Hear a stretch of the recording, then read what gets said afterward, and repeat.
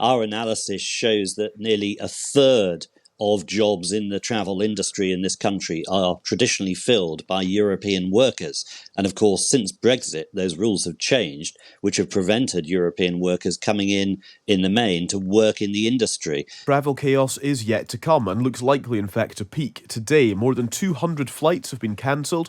Passengers travelling with EasyJet from London's Gatwick Airport seem to be the worst affected. Paul Charles joins us, former communications director at Virgin Atlantic and Eurostar, and now the owner of the PC Agency, a specialist travel, PR and brand consultancy. Morning, Paul. Good morning, Callum.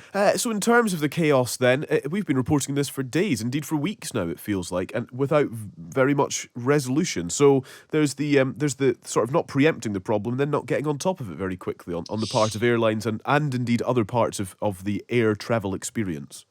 Yes, without doubt, these shortages of staff are still causing major issues, and there are some 2,800 flights due to depart the UK today, one of the busiest days, as you said, since the pandemic actually started. So really, if you're travelling, the key thing is to I'm afraid, go prepared.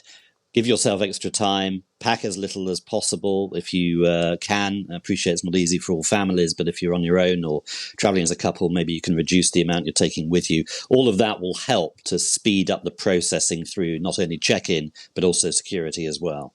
While I appreciate that perhaps finger pointing is not the most helpful way of solving the crisis immediately, I'm trying to work out actually who isn't to blame at this point, because we can mention airlines, whether it's British Airways or EasyJet or TUI and their failure to prepare staffing wise, or we could mention airports who failed to recruit enough baggage handlers. We could perhaps even mention travel agencies, may I say that, Paul, that have perhaps sold holidays without any certainty that flights are actually going to go. There's kind of failure all over the place here. Well, and one of the big failings, of course, I'm afraid, is government not letting enough European workers into the UK. Our analysis shows that nearly a third of jobs in the travel industry in this country are traditionally filled by European workers. And of course, since Brexit, those rules have changed, which have prevented European workers coming in the main to work in the industry. So that's why it's struggling. It can't find enough workers from overseas as well as in the UK. And I appreciate absolutely the industry is not always paying well enough. The wages are not high enough for baggage handlers or security processors, and the industry's got to take a good, long, hard look at that.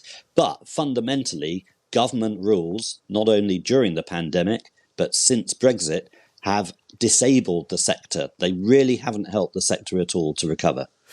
I suppose in terms of airlines, they were offered similar support to everyone else in terms of keeping staff on the furlough scheme, for example. The government's argument here is that they have actually supported the industry pretty thoroughly through the pandemic, which perhaps, doesn't explain why, for example, British Airways got rid of about 10,000 staff at the start of the pandemic and have only so far been able to rehire 2,000 staff. That's a fault on the part of the airline there. Well, they have been offering golden handshakes of around £1,000 and still been struggling, of course, but that's partly because they're not attracting or able to attract those European workers. But let me just put one thing to you, Callum. I think it's unfair for the government to say they've given all this money to the industry. Yes, they have supported the industry, but the furlough scheme ran out in September last year, or at the end of September pretty well. And of course, the government then shut down the industry in December because of the Omicron variant. But there was no extension to the furlough scheme. There was no extra support to the airline industry or the airports. And fundamentally, they haven't helped as much as they've said. It's no wonder the industry has struggled to get back together again.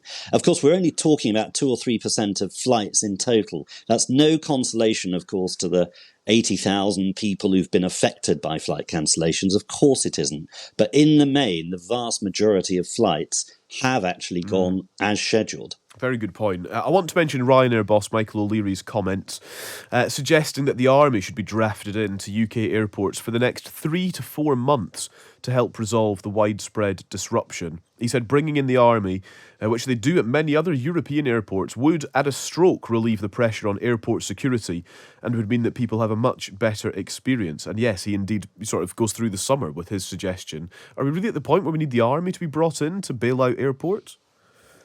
I actually, for once, agree with Mike O'Leary. I think he's absolutely right. I was passing through Rome Airport this week, and they use their army there very effectively, and it was a seamless check-in experience and security experience. I think, if necessary, we should be doing the same for propping up the security channels. Obviously, one of the main areas where there have been problems in our airports is actually at the check-in desk. And I wouldn't suggest we use the army there where it's more of a customer experience. Clearly, we need more workers to be brought in who are well trained there. But yes, I think it's a good idea when there are peak periods like this to use the army sufficiently to prop up those areas which are under strain. And clearly the security channels are.